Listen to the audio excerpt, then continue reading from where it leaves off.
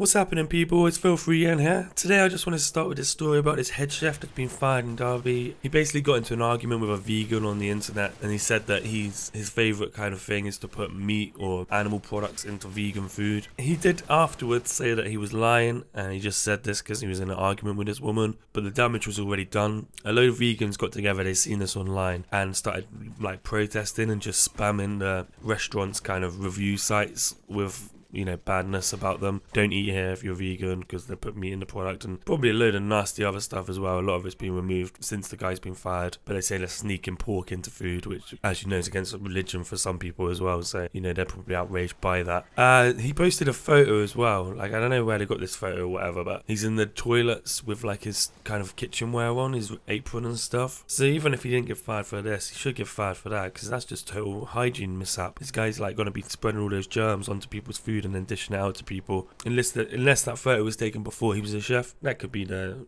thing. Anyway, personally for me, I don't really eat out that much. Sometimes I go to a nice restaurant every now and then, but the majority of the time I don't even buy takeaway. I cook all my food from scratch. I just buy the basic ingredients and put it together. A, it's cheaper.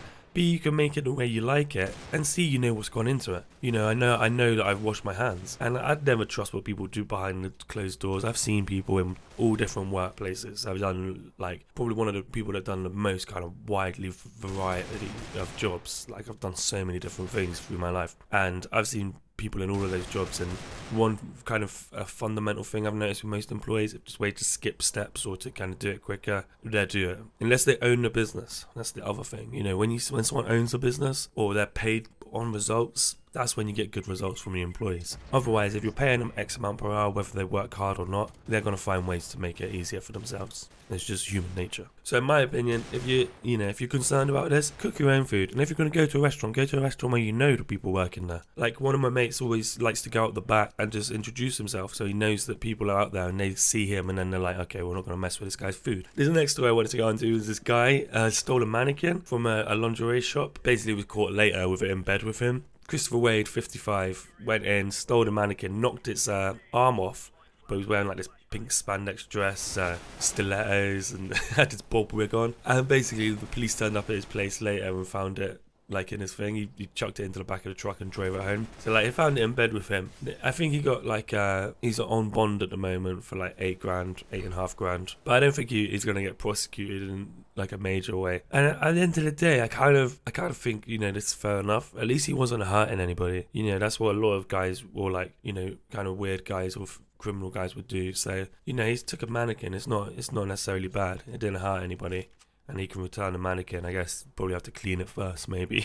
Yeah, this video I see next, I'm not going to actually put the video in. I'm just going to show you these images, because I'll link below so you can go see the video. Yeah, this woman was live streaming her boyfriend getting pulled over by the cops, and they shot him 4 times. She says that they asked him to show the ID. He went to get his ID, and then they kind of thought he was getting a gun, even though he already told them he had a gun, and he had it on a permit called conceal and carry, which means you can carry a gun as long as it's concealed. And then they shot him, and he died later. His family posted out saying that he died. The problem here is the police haven't even said anything about it. They haven't been, they said they're unaware of the video. It's just crazy. The police should realise this now. They've been doing this madness for a long time. A lot of people that join the police join it for the wrong reasons. They're bullies and they want to go out and use it to bully people and stuff. With live streaming and stuff, I think it's going to change, because you could just point your phone and click stream and then it's going out live. Before, even since we've had phones and we can film stuff, I reckon it's been improving, just because people can say, look, you're on